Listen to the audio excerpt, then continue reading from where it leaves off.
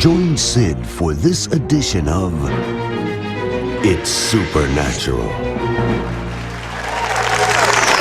Hello, Sid Roth. Bonjour, c'est Roth ici. Et j'ai été dans l'attente de cette interview. J'ai interviewé John Ramirez plusieurs fois.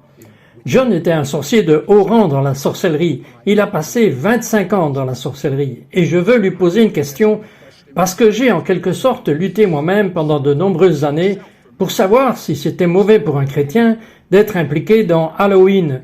Ou est-ce que ce que la plupart des chrétiens pensent, que c'est juste un amusement, un jeu. Et vous savez que c'est dans mon cœur de ne rien faire de mal.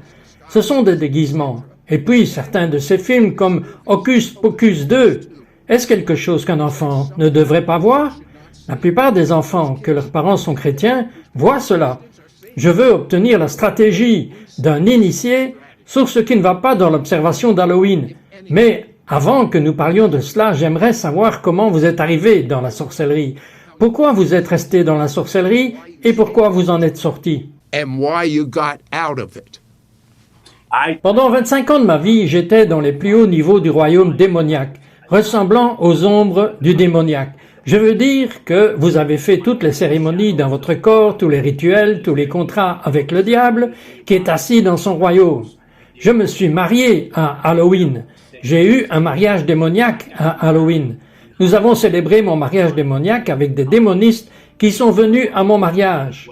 Des gens de haut rang baptisant mon mariage avec des sacrifices d'animaux. J'ai fait cela pendant 25 ans.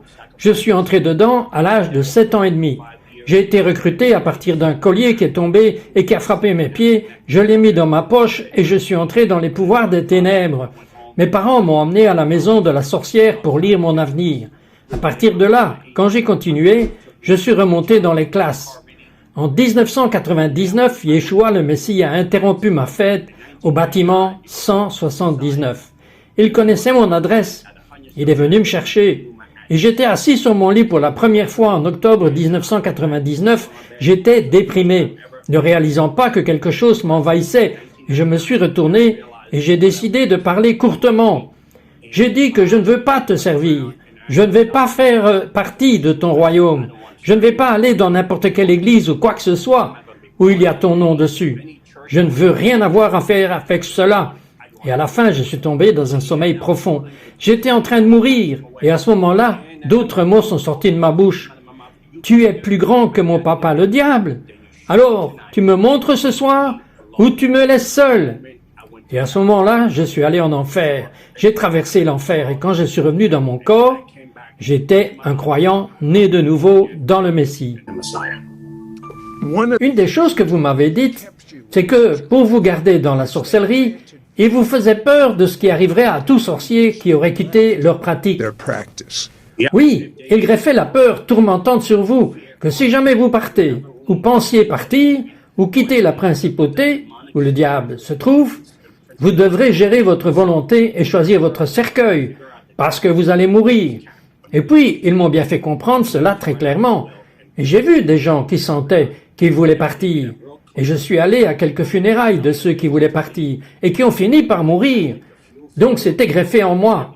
Et la seule personne qui m'a sorti des ténèbres profondes, des fosses de l'enfer, était Yeshua, qui m'a sorti et m'a adopté pour être dans son royaume. Je vais vous dire que nous ne pourrions pas en parler si ce n'était pas le sang de Jésus. Nous ne pourrions pas parler à ce sujet si ce n'était pas la présence du Saint-Esprit. Et je veux reconnaître, Saint-Esprit, que nous te donnons toute la place, que ta volonté soit faite, pas notre volonté, que ton royaume vienne sur terre comme il est au ciel. Maintenant, John, nous allons parler d'Halloween. Pourquoi un chrétien ne devrait-il pas observer Halloween? Observe Halloween. Vous ouvrez des passerelles. Vous ouvrez la porte au royaume spirituel des ténèbres, à des configurations de pièges, permettant au diable de s'emparer de vos enfants, de prendre le contrôle de votre famille. C'est tellement démoniaque qu'une fois que vous avez mis un costume pour changer votre identité ou qui Dieu vous a appelé à être, une fois que vous vous habillez par exemple comme Casper, le gentil fantôme, vous dites « je n'habille pas mon enfant en sorcière ». Eh bien, vous mettez un esprit sur votre enfant, vous changez son ADN, son identité. Et maintenant, le diable a un droit légal sur lui. car vous lui avez donné la permission de pratiquer sur vos enfants des choses des ténèbres. to the dark side. But what Et qu'est-ce que vous diriez si je vous disais que c'est juste du plaisir? Ce sont juste des jeux. Et vous êtes ridicule, John Ramirez. Que diriez-vous? Bien, je vous le dis. Je l'ai vécu pendant 25 ans de ma vie. J'ai été marié à Halloween. J'ai eu un mariage démoniaque avec des sorcières, et des sorciers sont venus à mon mariage en me baptisant le 31 octobre, car c'est la haute saison des sorcières. Et si, pour la fin décembre, vous n'avez pas terminé la mission que le diable vous a donnée, et que votre bulletin scolaire est incomplet, la punition arrive dans votre maison. Et c'est comme cela que j'ai perdu la vue, en 1997.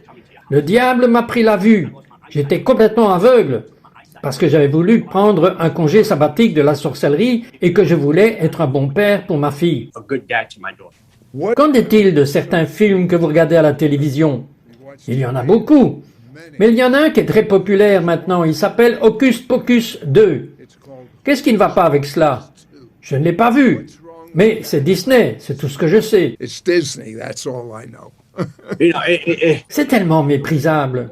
Comment ils habillent le diable et le rendent glamour. Ils le rendent attrayant pour en faire un rendez-vous de mode. Parce que j'ai vu jouer. J'ai vu des extraits du film pour briser le mnémonique qu'il y a dessus. Hocus Pocus, c'est un dicton que vous dites lorsque vous êtes d'accord avec le diable, comme abracadabra ou sésame ouvre-toi. Tout cela a une connotation du côté obscur. Dans Proverbe 18, verset 21, il est dit que la vie et la mort reposent sur le pouvoir de la langue. Quelle que soit la mort dont vous parlez, vous faites un contrat avec le diable. Hocus Pocus s'adresse aux jeunes. C'est une cible, un design d'être glamour. Et il y a une partie du film où les jeunes chantent une chanson où les sorcières invitent les petits-enfants à venir dans Salem. Salem est le camp des sorcières, qui est une fondation de la sorcellerie, une fondation du diable. Vous avez une sorcière avec une robe verte. Ses yeux sont les yeux des Illuminati. C'est une Watcher, c'est un esprit observateur. Il y a un livre avec un œil dessus. C'est un hommage au film Le Seigneur des Agneaux avec Hannibal. C'est un symbole pour que vous ayez une chanson avec des sorcières qui chantent à l'arrière. Et c'est une chanson qui est un hommage à Elton John, qui a fait une chanson méprisable.